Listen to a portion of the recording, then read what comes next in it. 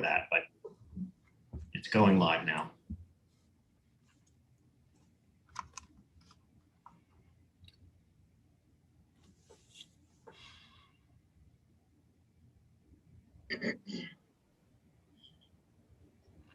Good evening. I'm David Reese, Chair of the New York City Rent Guidelines Board, and I'd like to welcome you to this virtual meeting of the board.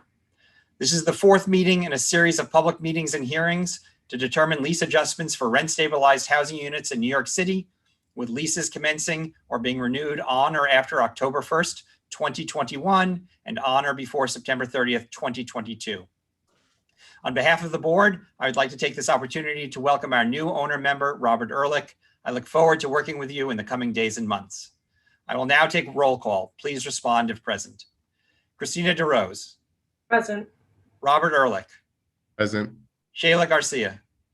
Present. Christian Gonzalez Rivera. Present. Leah Goodridge. Present. Cecilia Hossa.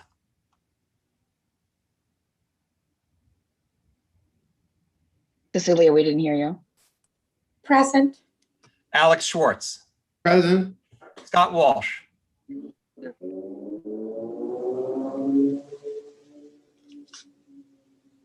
Scott, I didn't catch you, Scott. Present. And David Reese present. The proposed rental adjustments voted at this meeting will be published in the city record and posted on our website, nyc.gov/RGB, and through the New York City Rules website at rules.cityofnewyork.us. 2 virtual public hearings to comment on the proposed guidelines will be held on the following dates and times. Tuesday, June 15th, 2021, there will be a virtual public hearing from 4 p.m. to 7 p.m. The public can view the meeting via YouTube feed and listen via telephone.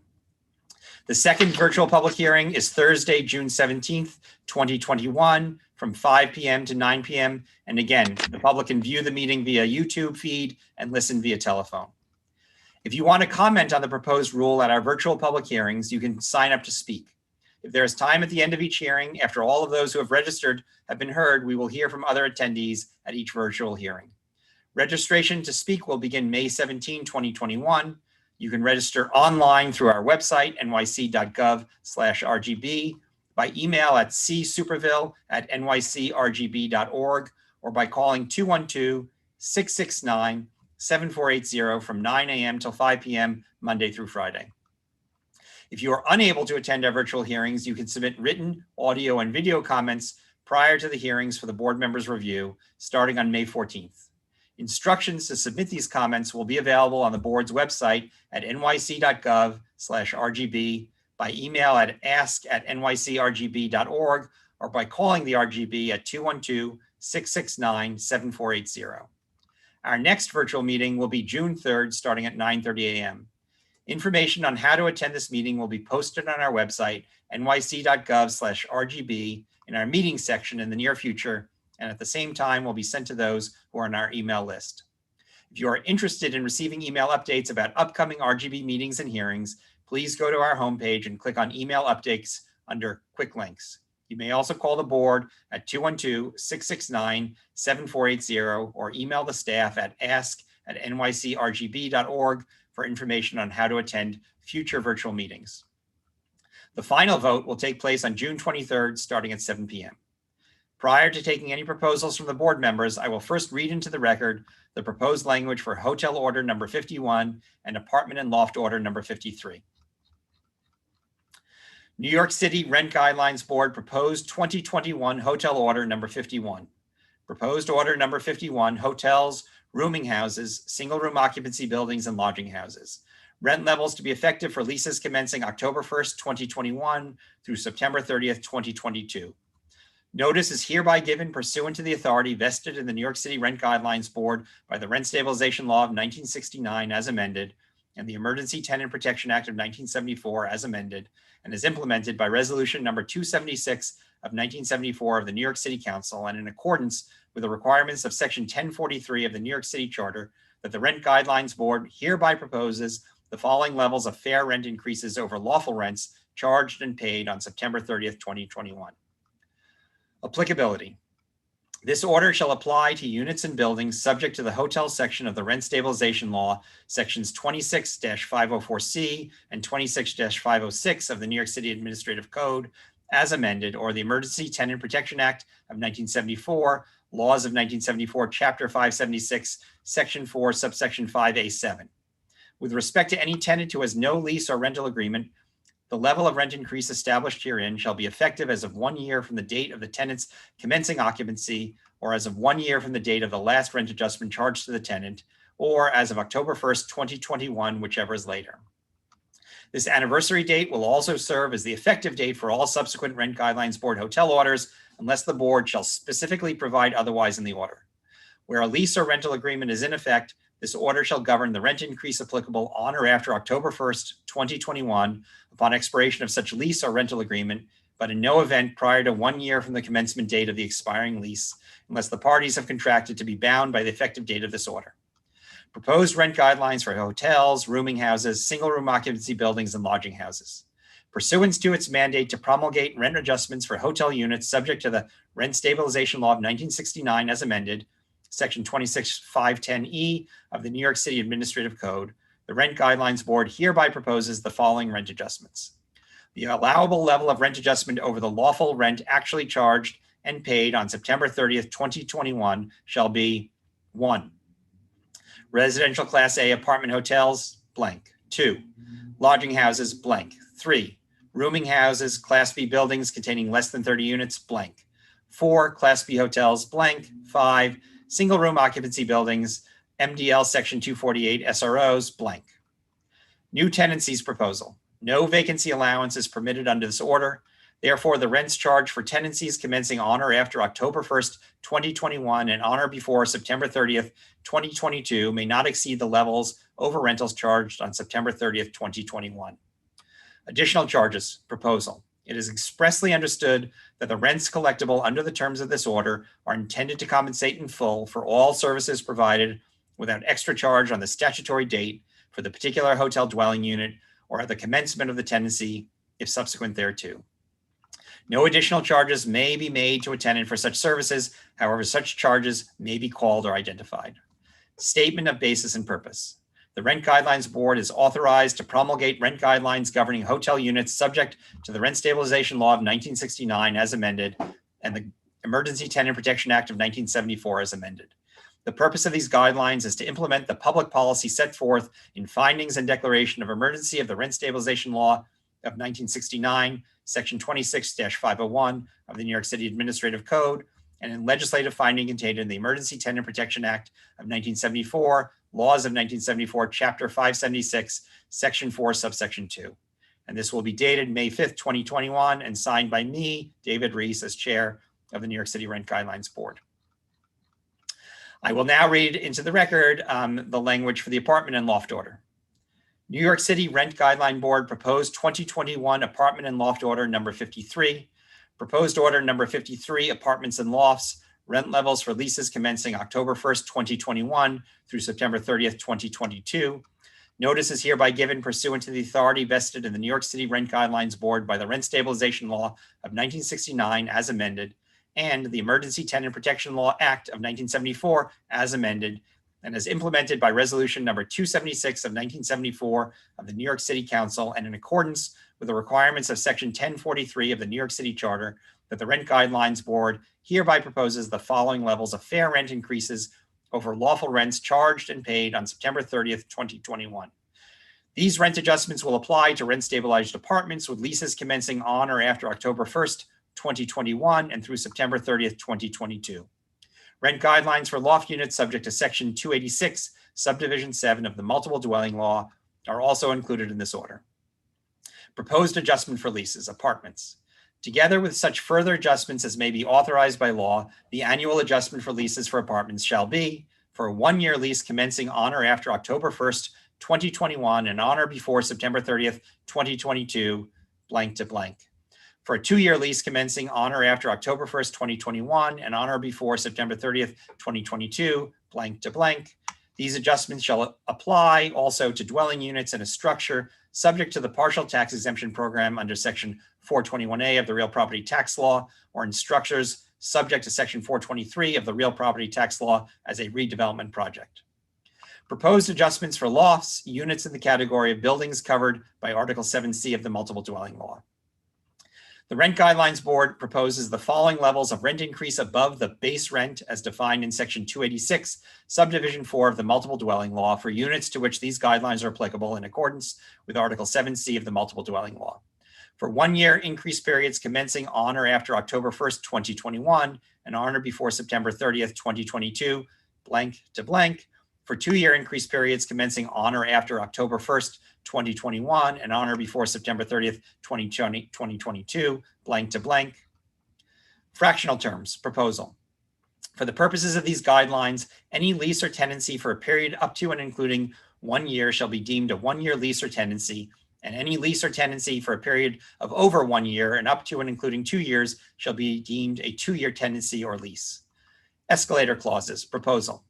Where a lease for a dwelling unit in effect on May 31st, 1968, or a lease in effect on June 30th, 1974, for a dwelling unit which became subject to the Rent Stabilization Law of 1969 by virtue of the Emergency Tenant Protection Act of 1974 and Resolution number 276 of the New York City Council, contained an escalator clause for the increased costs of operation, and such clause is still in effect, the lawful rent on September 30th, 2021, over which the fair rent under this order is computed, shall include the increased rental, if any, due under such clause, except those charges which accrued within 1 year of the commencement of the renewal lease.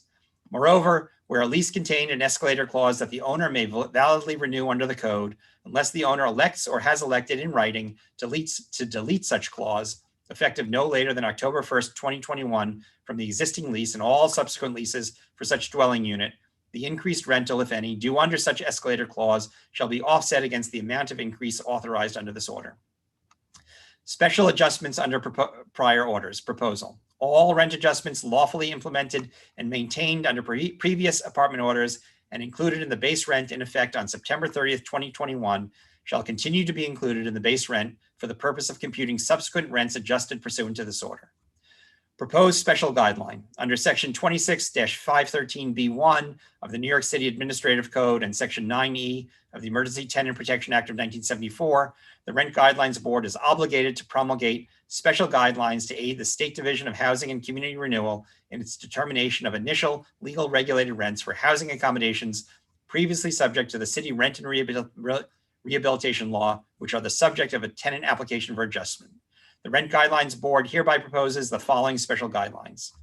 For dwelling units subject to the rent and rehabilitation law on September 30th, 2021, which became vacant after September 30th, 2021, the special guideline shall be blank.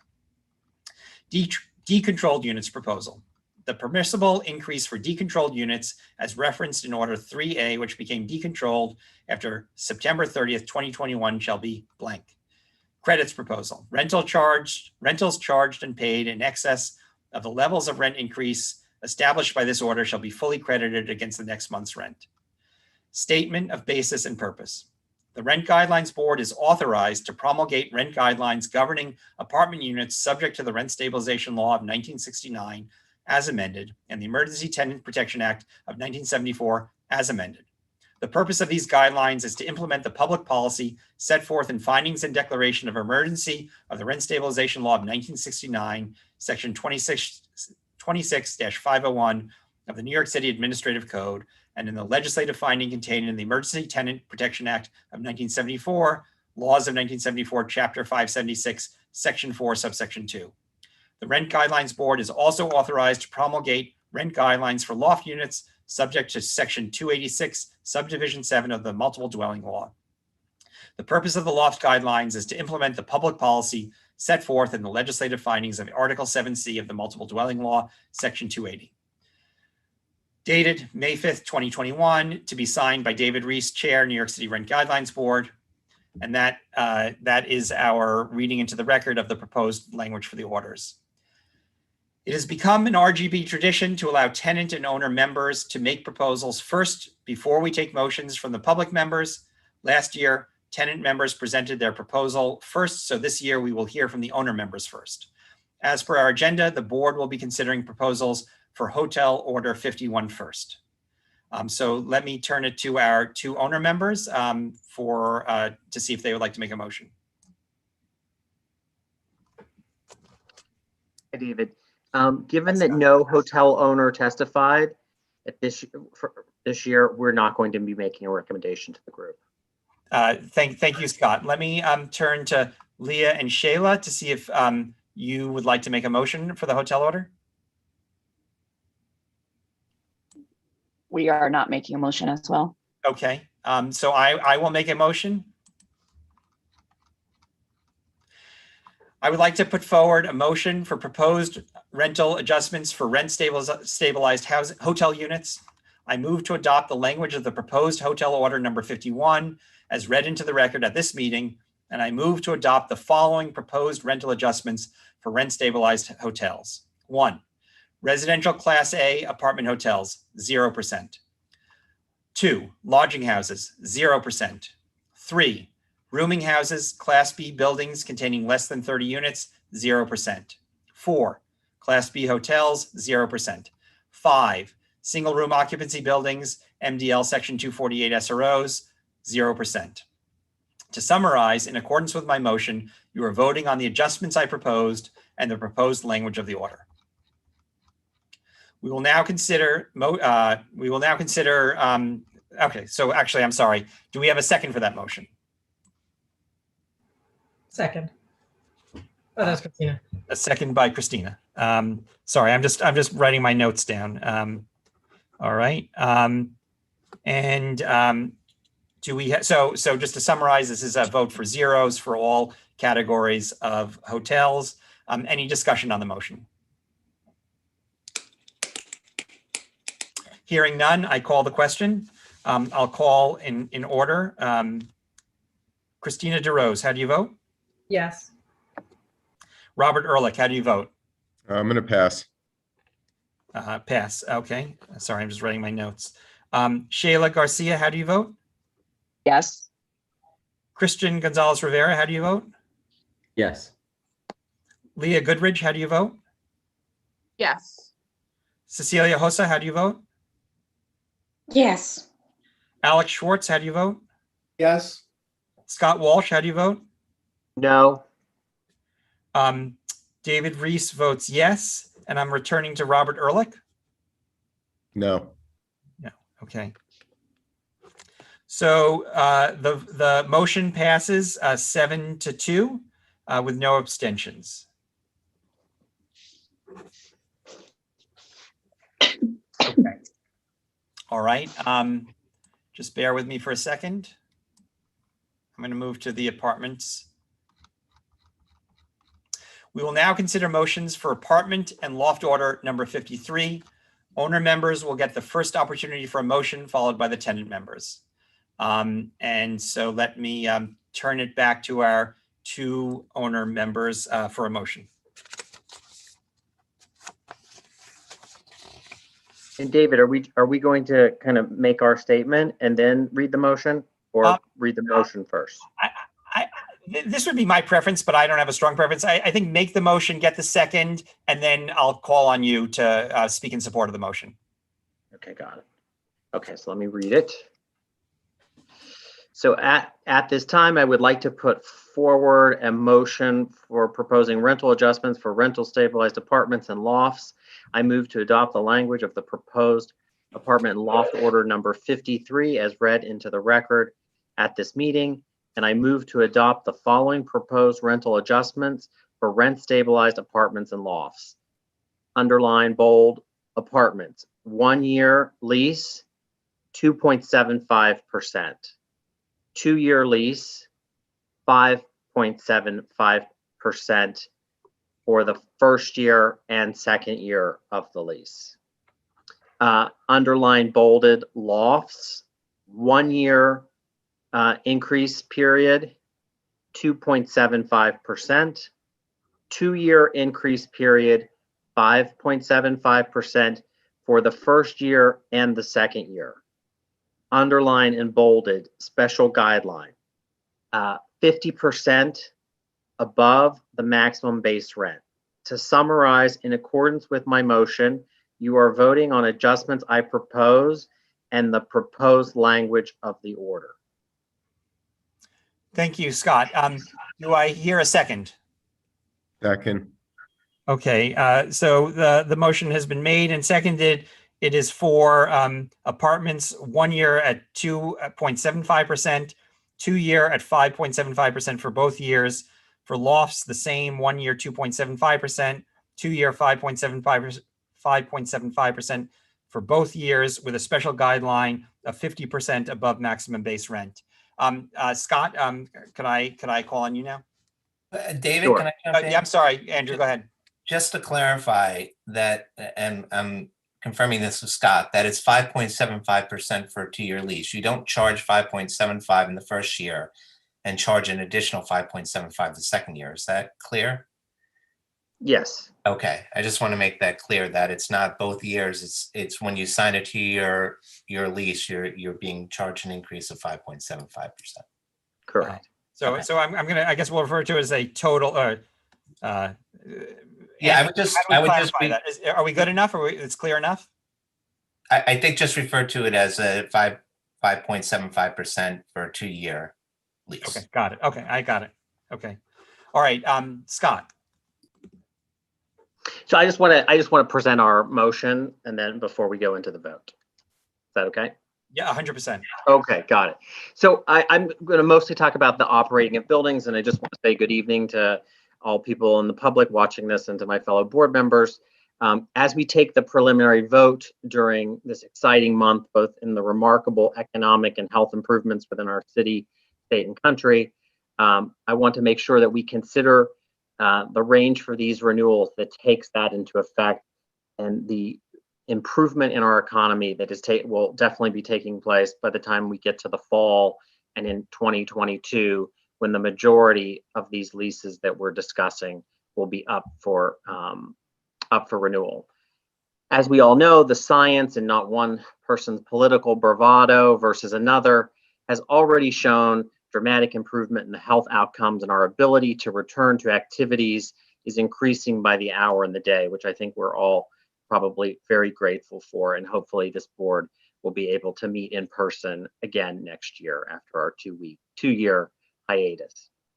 For the record, I would note for the third time, this administration has not been able to fully appoint both seats of the owner member, and has left the seat vacant for months into the process, only to be filled hours before this vote. This vote occurs after many detailed research reports and presentations made available to the board in advance of those presentations. These reports are not one-page summaries, but well-researched documents that take hours, not minutes, to read and fully understand. It is one thing to have constructive disagreements, but quite something else to systematically hold seats vacant and attempt to silence owners and limit participation. It is against the spirit and goals of this board. The fact that the public members continue to look the other way as this occurs year after year, I hope will lead to serious reform of this board in the next administration in 2022. Additionally, where I feel less hopeful, is clear that there's an overt mandate to put forced disinvestment into the rent stabilized housing stock in New York City. This disinvestment plan is not something we can easily unwind out of or repair the damage from the medium-term time frame. We cannot easily replace or replicate the housing stock due to many neighborhoods' rejections of affordable housing density and the high cost to build new housing versus the limited subsidies the city has to provide for below market rate housing. At the end of my, well, I already did this. I've already put forth our motion for recommending that data be considered in using this decision, and I'm going to point to the commensurate rent adjustment calculations that were presented to the board on April 22nd. Why this matters to owners is because this is one of the RGB's only research areas focused on the actual time period we are voting on, in contrast to the data sets that can be 1 to over 2 years prior to when the renewal leases are taking in place. I think this is worth noting because accounting for the significant changes in the rent laws of 2019, which have not yet impacted the data that we've seen, and caused by the COVID health emergency, which again, we are not yet seeing that data. To quote from the board report on April 22nd, throughout history, the Rent Guidelines Board has used a formula known as the commensurate rent adjustment to help determine annual rent guidelines for rent stabilized apartments. In essence, the commensurate combines various data concerning operating costs, revenues, and inflation into a single measure to determine how rents would have to change for net operating income for rent stabilized apartments to remain constant. For the different types of commensurate adjustments are primarily meant to provide a foundation for discussion concerning prospective guidelines. In the most basic terms, this formula is like balancing a seesaw, so it doesn't tip too far in one direction versus the other. As a board member, I give weight to these data sets because since the late 1980s, which is the period of time the current board is provided a history for the commensurates that were actually presented to prior boards, nearly 80% of the time in prior administrations, board's determination of one-year increases has been within a 0.5 percentage point of these 5 commensurates. Given that some roughly 8 and 10 prior boards have used this to make a final vote, I continue to advocate that this should be more discussed within this board. To reinforce my belief that this data set has been important to dozens upon dozens of public members who debated these topics in hard times like the 1990s recession, after the September 11th attacks, and during the Great Recessions over a decade ago.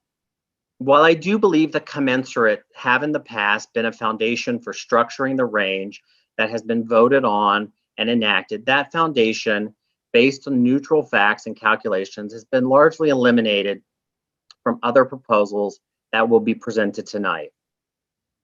This current board, however, has consistently disregarded the data set because it didn't support defendable pathway to 0% rent increases.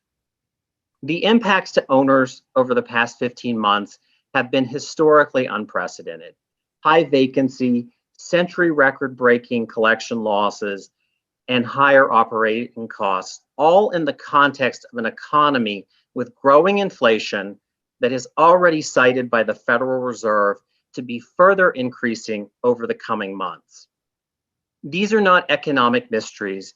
These are warning signs that housing needs increases above inflation levels just to tread on water. I cannot stress enough, above inflation. To better define my note, inflation in more typical economic periods sits around 2%. Our current inflation is trending generously above 2%. To further crystallize what we are voting on at the apartment level, I would like to make the following comments. The average rent stabilized unit, excluding core Manhattan, per this board's data, sits at $1,295 per month. This average apartment is not a small studio, but somewhere between a 1 and 2 bedroom apartment throughout the 5 boroughs of Manhattan. Again, for $1,295 per month. That apartment, though unlikely to be voted on the range that I'm proposing, is likely to receive a $10.79 to a $21.58 monthly increase based on a proposal of a 1 or 2% increase. That's $129 to $259 over the entire lease term. And given that this is based on the average unit cost, half the population will pay less than this, implying that $9 or less per month for hundreds of thousands of units.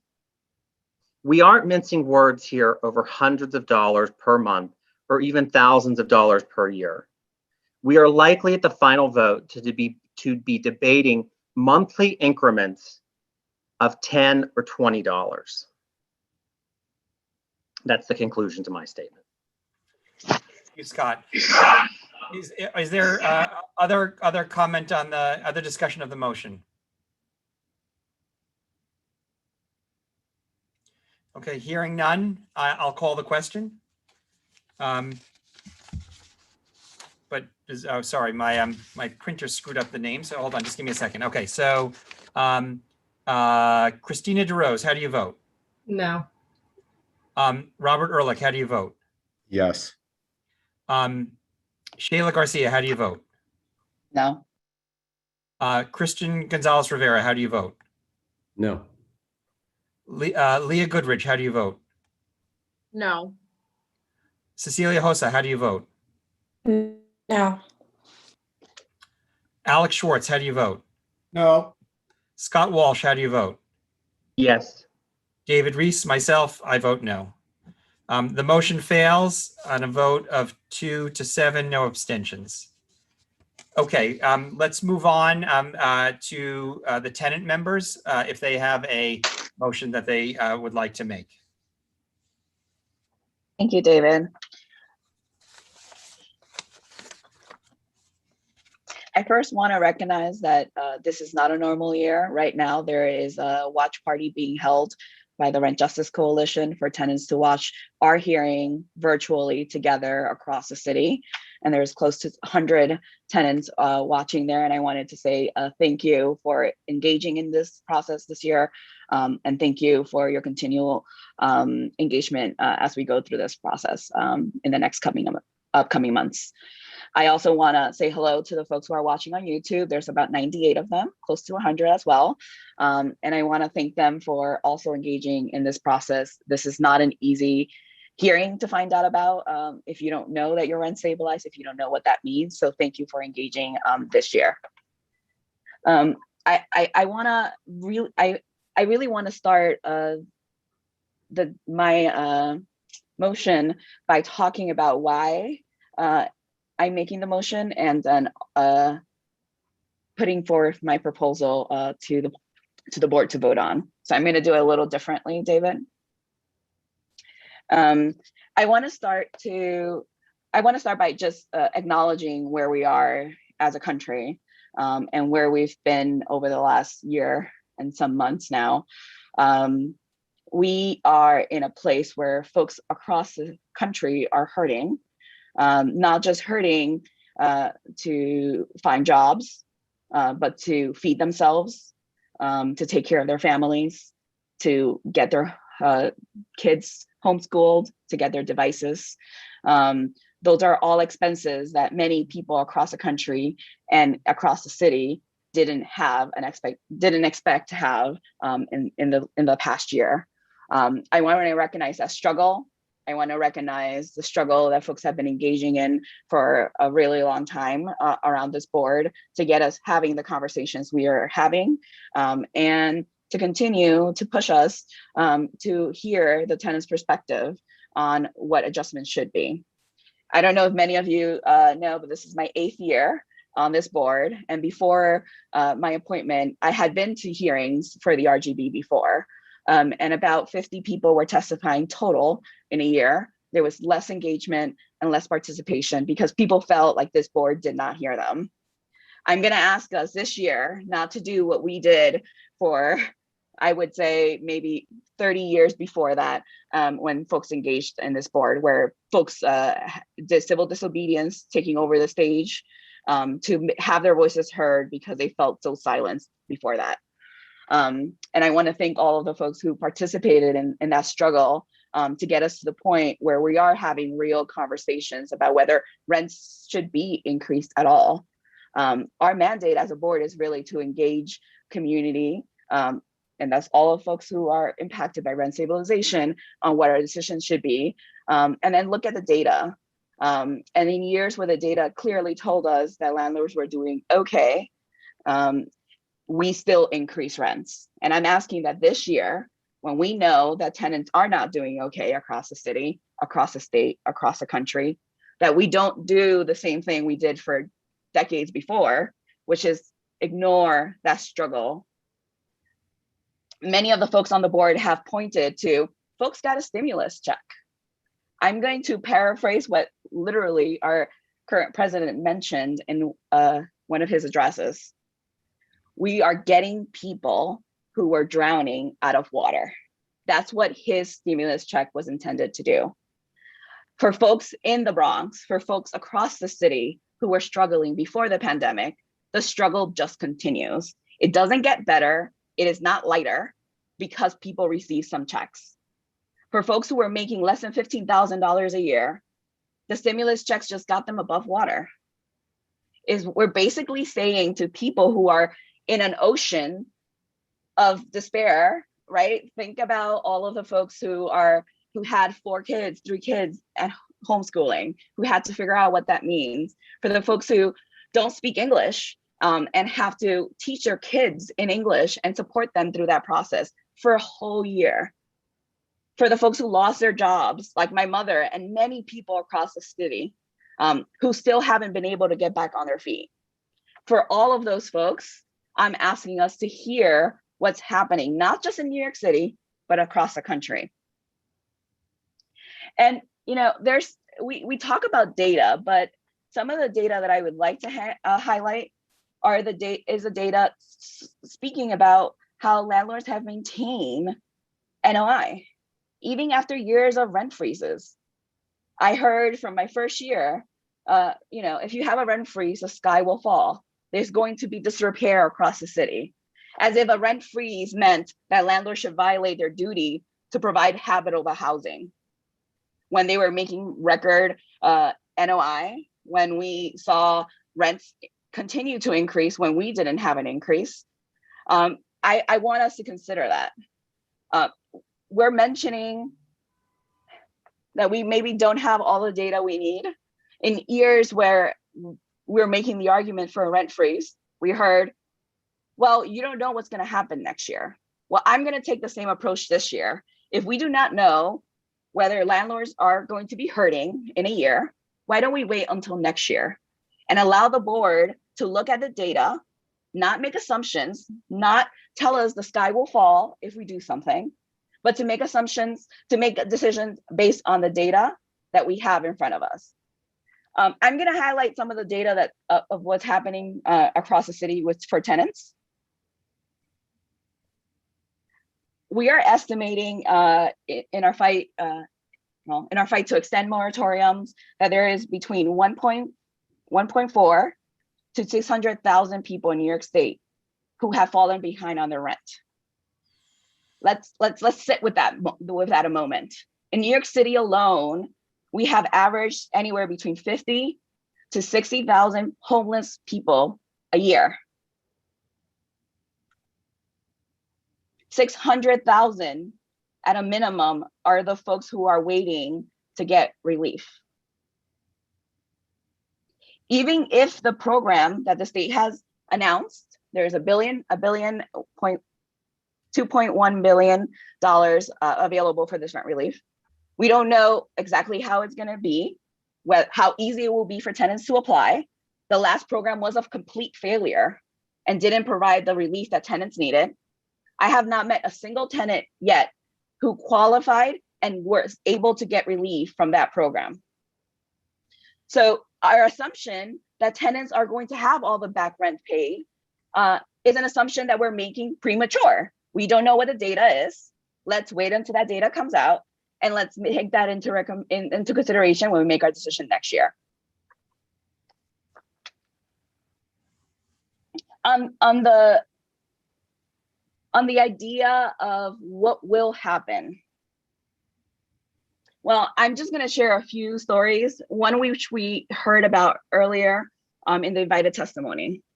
If you remember, Amadi, a younger African-American woman, shared with us her struggle losing her job, finding a job where she made less, and her struggle paying rent.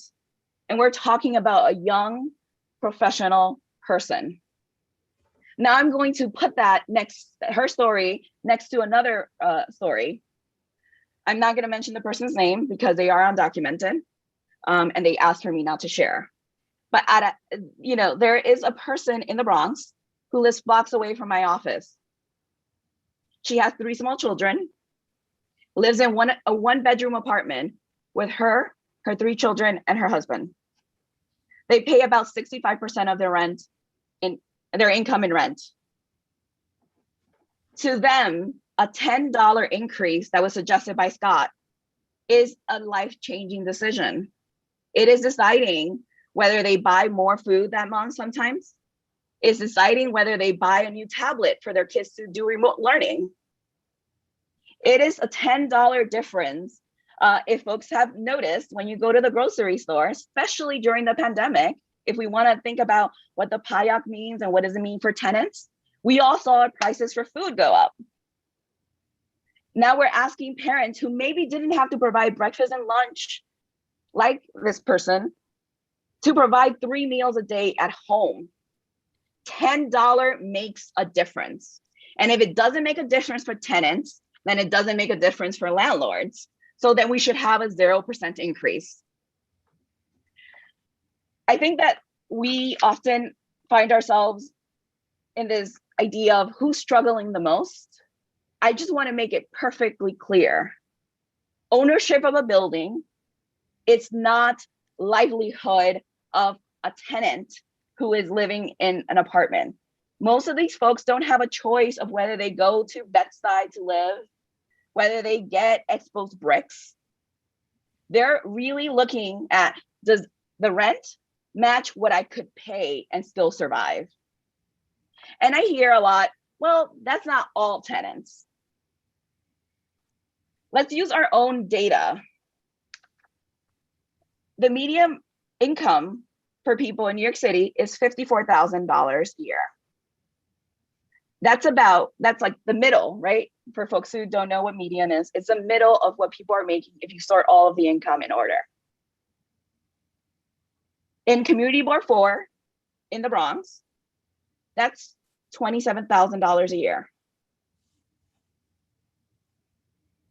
The average rent is $1,483. As we well know, and I think that this is our own data, a lot of the 50% of tenants, and specifically in the Bronx, are paying 50% more of their income in rent. So when we are talking about $10, I know for many of us on this board, that might not make a difference about whether we change our habits. But for these folks, it makes a difference. So for that reason, and all the other reasons I listed, I am going to make this motion for us to consider not just keeping people where they're at, but maybe being bolder and doing more. At this time, I would like to put forward a motion to propose adjustments for rent stabilized apartments and lofts. I move to adopt the language of the proposed apartment and loft order number 53 as read into the record at this meeting. And I move to adopt the following proposed rental adjustments for rent stabilized apartments and lofts. I propose that the range for 1-year lease start at -3 and end at 0. For a 2-year lease, start at 0% and end at 1. For lofts, 1-year increase be the same as above, which is -3 to 0 for 1-year leases, 0 to 1% for 2-year leases. The maximum base rent under my proposal would be 0. To summarize, in accordance with the motion, you are voting on the adjustments I proposed and the proposed language of this order. Thank you, Shayla. Is there a second for Shayla's motion? I see Leah has raised her hand. So Leah has seconded. I second the motion wholeheartedly. Thank you. Okay, so just to restate the motion, Shayla's motion is for apartments 1 year, -3% to 0%, 2 years, 0% to 1%, and the same for lofts, 1 year, -3% to 0%, 2 years, 0% to 1%, with maximum base rent for the special guideline of 0%. Is there discussion on the motion? David, just Sorry, go ahead. Sorry to jump in again, just to clarify, it's 0% above the maximum base rent. Correct. Yeah. For the special guideline decontrolled units, it's 0% above the maximum base rent. Okay. Thank you, Andrew. Discussion on Shayla's motion.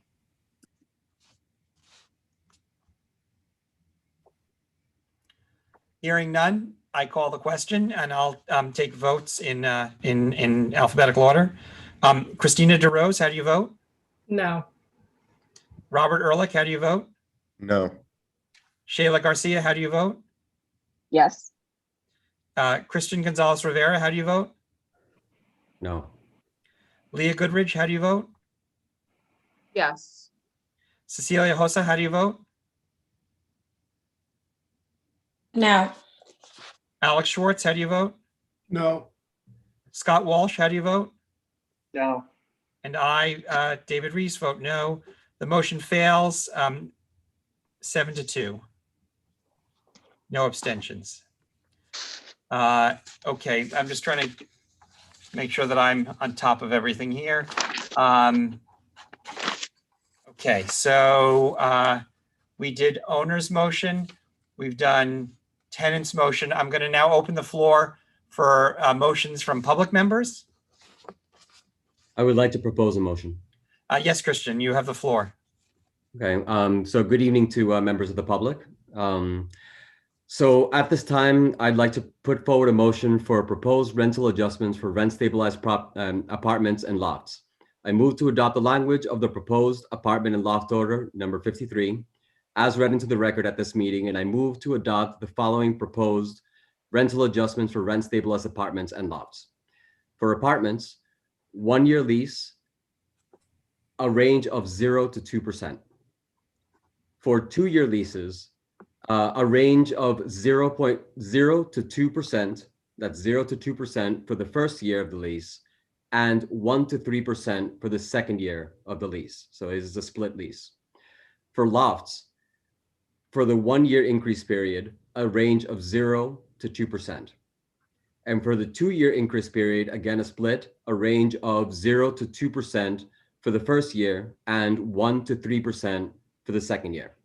For the special guideline, I'll keep it the same as last year, which is 39% above the maximum base rent. So to summarize, in accordance with my motion, you're voting on the adjustments I proposed and the proposed language of the order. But before we get to the vote part, I'd like to actually explain why it is that I'm putting this motion forward. So I'm putting this motion forward because I believe that the board should pass a rent freeze for 1-year leases and for the first year of a 2-year lease to ensure equity between tenants who received stimulus funds to cover back rent and those who are not behind other rent. I mean, it's like who would not be getting the back rent and who would not be getting a freeze as determined by the federal stimulus law. So I'm imagining a situation where you have two neighbors. One of them lost their job and wasn't able to make the rent and fell behind on payments, while the next door neighbor was more fortunate and was able to stay current on the rent. I believe the board should avoid a situation where the neighbor who fell behind gets access to the federal money that they need to cover back rent, also gets a rent freeze, but then the next door neighbor who was able to pay rent this entire time, gets hit with a rent increase. So I feel like that's inequitable. And I think the board's decision should avoid that awkward situation. So with that, that's all I have to say on that. I mean, so I move to call for a vote on this proposed motion. Is there a second for Christian's motion? I'll second it. Shayla and Leah were close, but I heard Shayla first, so I'm going to say seconded by Shayla. Okay, so just to restate Christian's motion, for apartments, a 1-year, a range of 0% to 2%, a 2-year, for the first year of a 2-year lease, a range of 0 to 1%, for the second year of a 2-year lease, a range of 1 to 3%. The same for lofts, 1 year, 0 to 2%, 2-year, a range of 0 to 2% for the first year of a 2-year lease, a range of 1 to 3% for the second year of a 2-year lease, with a special guideline of 39% over maximum base rent. Okay, Can is I there, clarify that number? Because I heard for the range for the 2-year, is it 0 to 1% or 0 to 2%? so Christian, do you want to restate it in case I got it wrong? Or did I get it right? David, I think you misspoke on the first year of the apartment. You said 0 to 1 instead of 0 to 2. Right. Okay, I'm sorry, Christina. Yeah, So okay. it's for 2-year, for the first year of a 2-year lease, a range of 0 to 2%. And then for the second year of a 2-year lease, a range of 1 to 3%. Christian, is that right? Yeah. Okay. Christina, are we good? Yeah, I wrote, okay. Got Yeah. it. Thank you. Sorry. Okay, so we had a second. I restated the motion. So is there discussion on the motion? I mean, I guess, David, I just have one comment to the motion. I mean, Christian, it's quite clear there's 3 people involved in the situation. There's 2 neighbors, but there's also an owner of that building who has to pay the property taxes, who has to keep the building clean, and has to pay the way, no matter whether the tenant pays or doesn't pay. So, in some ways, I appreciate as a public member that you've made a motion, because in this administration, public members have never made motions. So I commend you on that. But I am not complimentary, and that there's another whole party to this issue who you pretend doesn't even exist. A real estate owner is not a public service entity. Is there further? We have had public members make motions before. I believe, in fact, it's been quite a practice in the last couple of years. And to your point, we often have these discussions about subsidies and whether owners should subsidize tenants. And I just want to reiterate something that I've said continually on the board, which is that we're in the middle of a crisis, and we are merely talking about how much the renewal rents should be. When we go back and we talk to tenants and we tell them, for example, great news, the board has approved a rent freeze. Do you know what they say? Well, does that mean that I still have to pay the rent? I've lost my job. I have other things that have happened to me in the middle of a pandemic. What does that mean? And I say, yes. It was very hard to get, but you get to pay the rent, but not anything higher than the last renewal lease amount. And for a lot of people, a rent freeze is just not enough. It's not enough. We are continually talking about and having a discussion about whether balancing the scales, for example, between tenants and landlords. And unfortunately, on this board, one of the ways that we have that discussion is we talk about remedies that have been put in place to rectify things for tenants. For example, the 2019 HSTPA rent laws, last year's rent freeze. These are things that, for example, in a global pandemic, what would have happened if we didn't have that rent freeze? That's a remedy for something. It doesn't give tenants an edge over landlords. If you walk more than 5 blocks anywhere in this city, Queens, Manhattan, Brooklyn, the Bronx, I challenge you to see whether you can walk those 5 blocks without seeing a homeless person. We have been in the midst of a homelessness crisis for decades. We had a pandemic before the pandemic. But nobody seems to care about that because, again, we're stuck on rent freezes. Rent freezes. We want rollbacks. When we go to folks and we tell them, guess what? Great news. You were able to pay your rent, but it won't be this, but it won't be higher than last year. What does that mean in the middle of a global pandemic for people who have lost their jobs? What was mentioned before was the median income is $54,000. Do you know what that boils down to? If that is a bi-weekly paycheck, that is $1,488 for each paycheck, not even $3,000 for the month.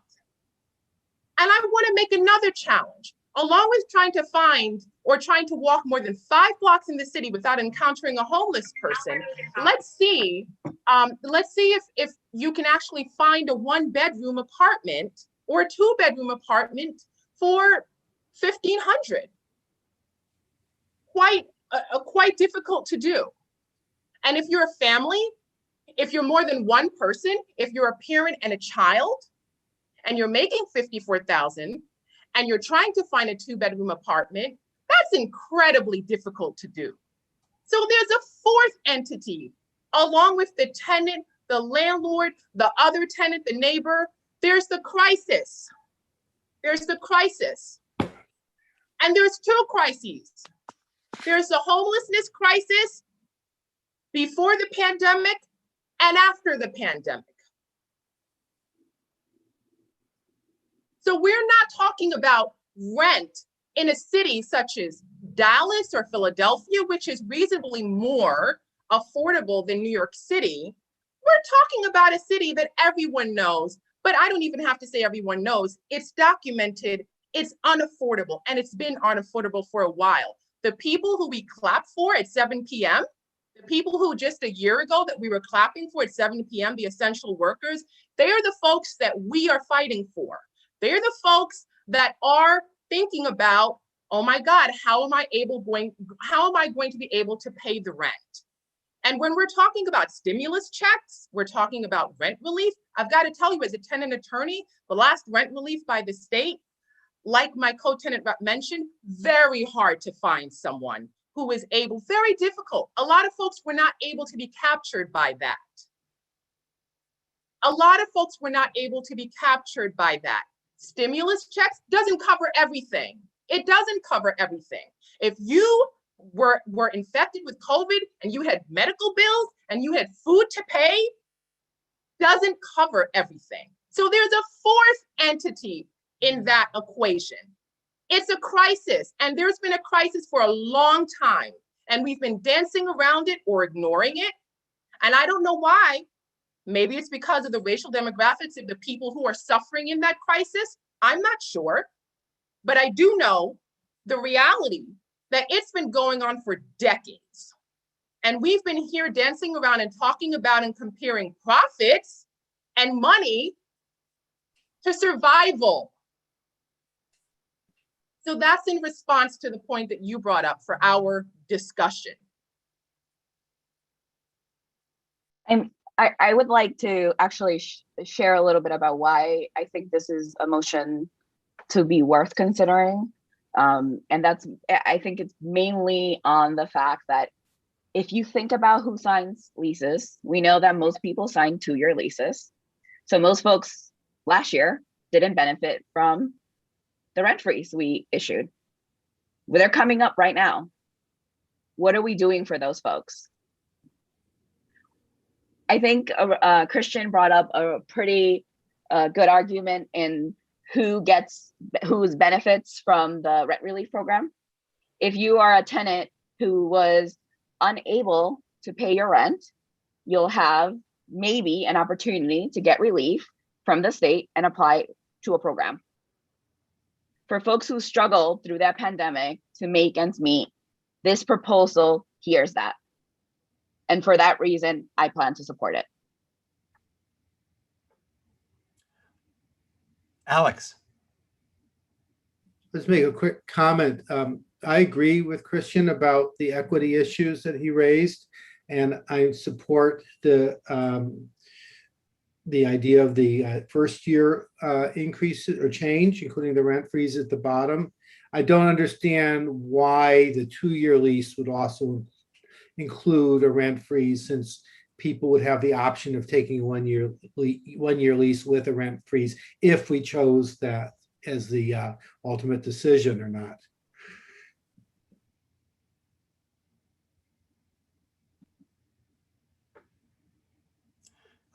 Any further discussion on the motion?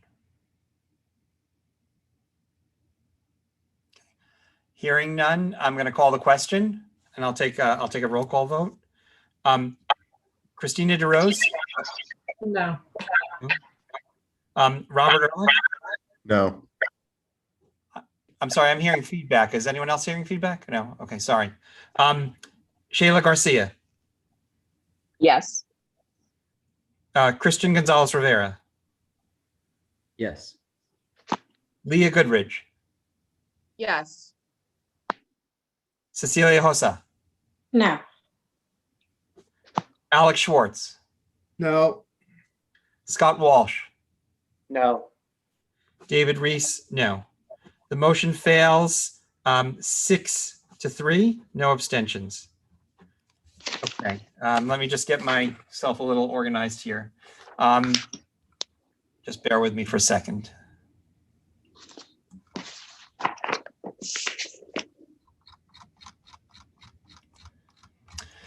Okay, at this time, I would like to put forward a motion for proposed rental adjustments for rent stabilized apartments and lofts. Before I do so, I just wanted to remind the members of the board and the public that these are preliminary guideline adjustments. I encourage that the public join in our annual process of public comment. I look forward to reading and listening to your comments. I move to adopt the language of the proposed apartment and loft order number 53 as read into the record at this meeting, and I move to adopt the following proposed rental adjustments for rent stabilized apartments and lofts. Apartments, 1-year lease, a range of 0 to 2%, 2-year lease, a range of 1 to 3%, lofts, 1-year increase period, a range of 0 to 2%, 2-year increase period, a range of 1 to 3%, special guideline, 39% above the maximum base rent. To summarize, in accordance with my motion, you are voting on the adjustments I proposed and the proposed language of the order. Do I hear a second for my motion? second, A second by Alex was first off the race. So second by Alex. So to restate my motion, it's a 1 year for apartments, a 1-year lease, a range of 0 to 2%, 2-year lease, a range of 1 to 3%. Similarly for lofts, 1-year increase period, a range of 0 to 2%, 2-year increase period, a range of 1 to 3%, special guideline, 39% above the maximum base rent. Okay, discussion on the motion.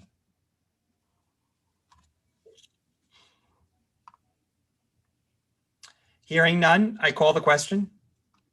I will take a roll call vote. Christina DeRose, Yes. Robert Ehrlich, No. Shayla Garcia. Pass. I'm sorry, Shayla, did you say pass? Yes. Okay, pass. Christian Gonzalez Rivera. Yes. Yes. Leah Goodridge, Pass. Cecilia Hosa, Yes.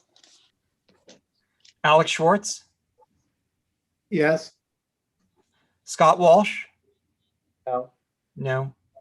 David Reese, yes. And I'm going to return to Shayla Garcia, No. and I'm going to return to Leah Goodridge. No. No. Okay. The motion passes by a vote of 5-4, no abstentions. Okay. So those are our preliminaries, and we will continue our conversations over the coming months. As that completes the business of the board, actually, Andrew, before I ask anyone for a final motion, do you have anything to add or suggest or remind us of? I'm good, thanks. Okay, so I'm open to any motions to adjourn from any of the members. I so move. A first motion from Christian, and do I have a second?